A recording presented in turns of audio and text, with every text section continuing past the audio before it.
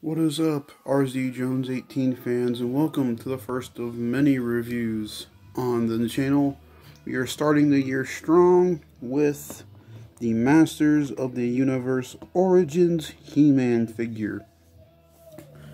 So, without further ado, let's get into this. So, last year, as you guys saw, I got really invested in this particular action figure line. I love what it does, it's simple, it's to the point, and I love the way these guys work. So this was the first of two that I bought in a day. I bought him and I bought Origin Skeletor, who will be tomorrow's review that I'll be posting up as well. And I also came in acquirance of not just this, but I have some vintage He-Man figures now too, including a Prince Adam. I also have Battle Armor He-Man, which will come later down the line when I get the Battle Armor He-Man from Origins to fix my main issue with this piece. So, let's get into this. So, first off, here is the head sculpt. It's a very, very nice head sculpt. It looks really, really good. But here's my problem. I've been watching some He-Man recently, and I much prefer the way this toy head looks over the new one. I get it's a more modern take, but it doesn't appeal to me. I think the hair doesn't look great, in my opinion.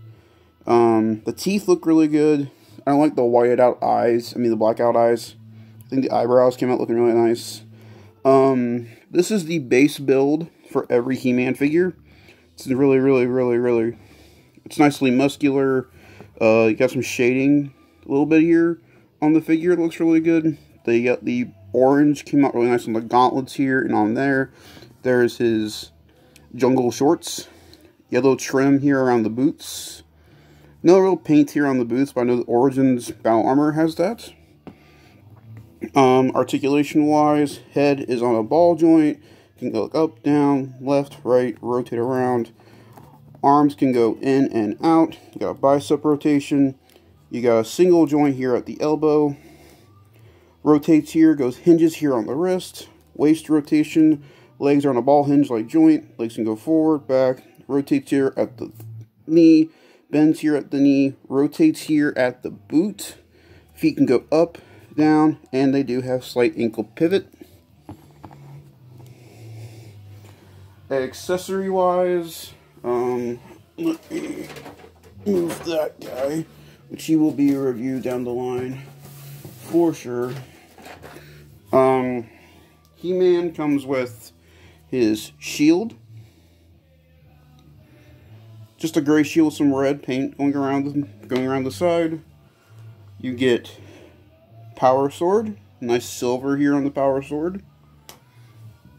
And you also get the battle axe, which is a teal blue, and it looks pretty good. He holds these weapons pretty nicely. There's a little grip here on the axe. Doesn't drop it unless you really, mess with it. The shield goes on this side. There's a clip system, so what you do is you bring the hand through, and boom, shield on. And then with the power sword, again, find the grip, and then bring it to the side. So, and then, much like the vintage He-Man action figure, this is a half sword. Because if you get Origins or regular or whatever Skeletor, he comes with the other side. These guys stand at about the 6-inch mark. But if you bend their knees a little bit here, like that, you put up his hand like that, you've basically got the stance of ye old self. So we're going to put him back into a more traditional standing here position. And we're going to do some comparisons. So here is He-Man standing next to the vintage Prince Adam. Here is He-Man standing next to my Man-at-Arms figure from the Origins line. I have both vintage and Origin. Big shout out to Dennis from work who gave me who I bought his collection off of. So there is Man-at-Arms. For a more deluxe size big fig, who will be a deluxe figure when we see him again, here he is with Ram Man. To go off the female body molds here for Origins, here he is next to Tila. For a deluxe vehicle and or creature, here he is next to the Origins Battle Cat. And I'll be doing a two-part review when we get to the vintage section of these series of reviews. Here he is next to the Battle Armor He-Man from 1981. With functioning stuff still. This thing's awesome. I love this figure so much. One of my favorites in my collection. I love this Battle Armor He-Man so much. He's so cool.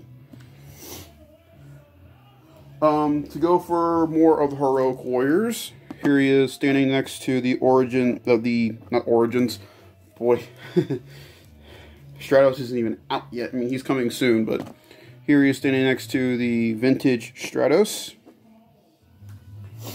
And standing next to probably my second favorite figure of my line, because he is the most complete of the bunch, minus his leg problem. But these are old figures, so I have to forgive it. Here he is standing next to a vintage Zodak. Let's see, who else can we stand him next to? Here he is standing next to the evil Horde leader, Hordak.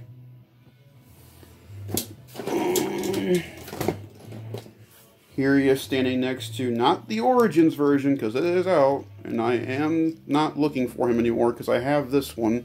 Here he is standing next to the vintage Roboto. So, oh, and the cool thing about him on the back, too, is that he does have a scabbard, so you can put the sword in the scabbard. And we'll go ahead and give him his battle axe. And we'll give him... the shield's always an issue. We'll feed his hand through there, but... Come on, hand. Hold. I just did this for this. Come on.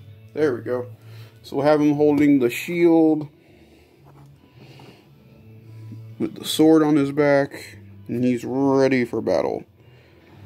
So there is the Masters of the Universe Origins He-Man action figure from Mattel.